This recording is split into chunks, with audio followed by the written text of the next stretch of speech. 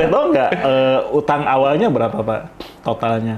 Totalnya 10,6 M ya. 10,6 miliar. Ya 10,6 miliar. Dapat Unlogic 2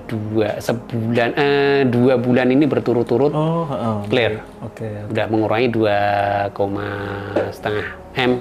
Berkurang 2,5 miliar dalam waktu kurang lebih 2 bulan ini. Boleh diceritakan nggak Pak itu gimana? Kok bisa gitu Pak? Pertama ketika saya berhenti seperti yang pembelajaran di TBE untuk tetap silaturahim ke apa pun saya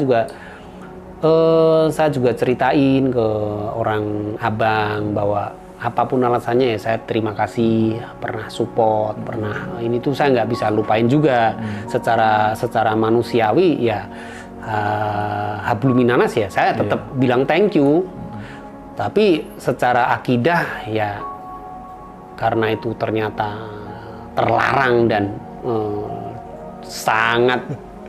sangat dilaknat sama Allah dan dikutuk oleh Nabi itu saya nggak bisa ini, jadi saya harus berhenti dan ketika berhenti itu secara logika saya udah nggak bisa mau caranya gimana tapi saya masih ingat pokoknya biar aja Allah nanti akan selesaikan dengan caranya sendiri. Fokus kita itu cuman dakwah itu nggak harus dengan ceramah juga bukan juga. Salah satu yang seperti ketika kita sudah tahu TBE, saya silaturahim dengan customer saya, dengan saudara saya Pak Wandi di Seragen itu. Sampai saya bilang, karena beliau juga punya utang di dunia perbankan, ya saya cerita bahwa bahkan kemarin ikut TBE di Jogja itu saya bayarin dulu. Saya bilang, kalau sampai nggak ada manfaatnya, nggak usah balikin, nggak usah. Jadi semua kemarin saya bayarin dulu, nggak usah balikin. Karena Bapak udah merasakan ya. Saya pokoknya nggak usah balikin. Jadi waktu itu saya bayar 10 juta plus kamarnya. Saya bayar duluan. Pokoknya Pak E, saya manggilkan Pak E. Kalau sampai ini nggak ada manfaatnya, nggak usah balikin. Ketika singkat cerita, ketika saya berkunjung ke sana. Langsung pelukan, luar biasa, sangat bermanfaat. Itu rasanya gimana ya? Wah sudah nggak bisa ya itu tadi. Sekarang itu kalau saya sama-sama pengusaha yang Muslim, saya akan seperti itu. Kayak kemarin di Solo juga mudah-mudahan Allah gerakkan hatinya untuk ikut TBE sama PBTR. Saudara saya yang di Solo itu juga customer juga, Pak Edi sama putranya.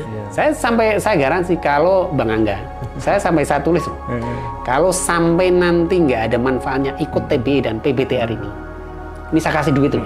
Saya tulis 5 juta nih. Ini kalau ini sampai ini saya tanda tangan saya nih.